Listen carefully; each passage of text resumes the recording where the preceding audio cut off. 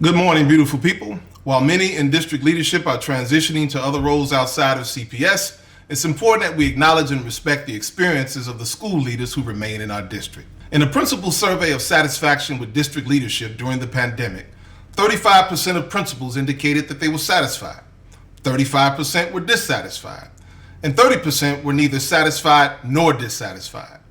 In total, nearly 2/3 of principals and assistant principals were either not satisfied or actively dissatisfied with the CEO's leadership. And the numbers were even worse for the senior leadership team. We have to face that reality if we're going to improve as a district. And if you question or doubt these results, then I challenge and encourage you to survey principals and assistant principals yourselves. I can't think of a better way to get insights to guide your search for the next CEO and leadership team.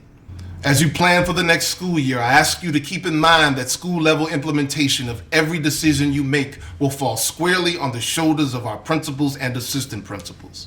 And please keep in mind that while district management, central office staff, and most school-based staff worked from home last year, your principals and assistant principals were among the few who reported to their buildings to serve students and families for the entire year.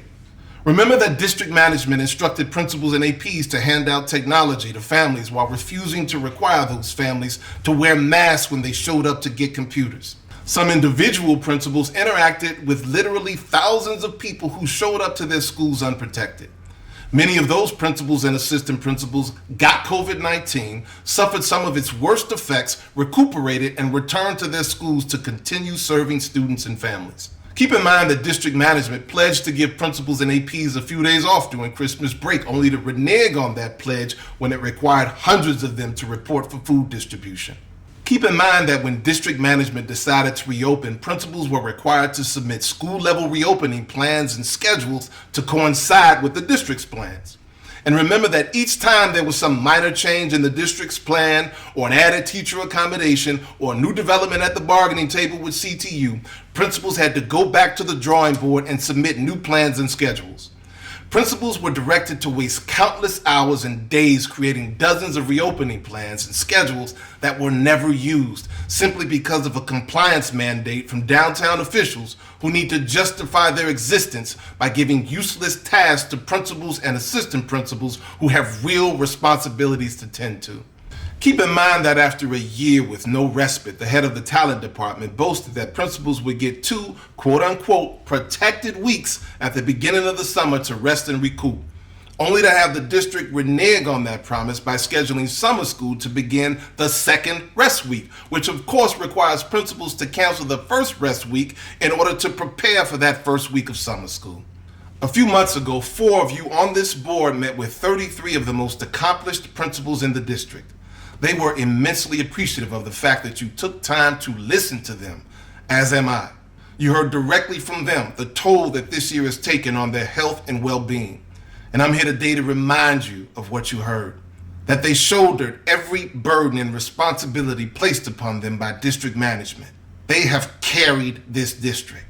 They are the most unsung heroes of this entire crucible. And the stress of that burden has taken its toll physically and mentally. And many of them are not well. So as you plan for this summer and for the fall, I ask you to keep their sacrifices in mind. I ask that you keep in mind that they still have not gotten the respite that was promised to them after more than a year of carrying this district on their backs. And please keep in mind these same things as you search for a new superintendent or CEO.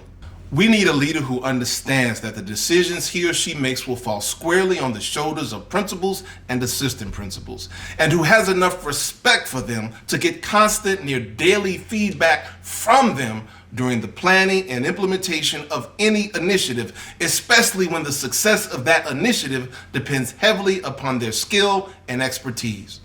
In summary, this district has built up a debt to its principals and assistant principals, and that debt needs to be acknowledged in a way that is both significant and systemic. And you can start by keeping that debt in mind as you plan for the summer and for the fall, and as you search for new district leadership. That concludes my statement.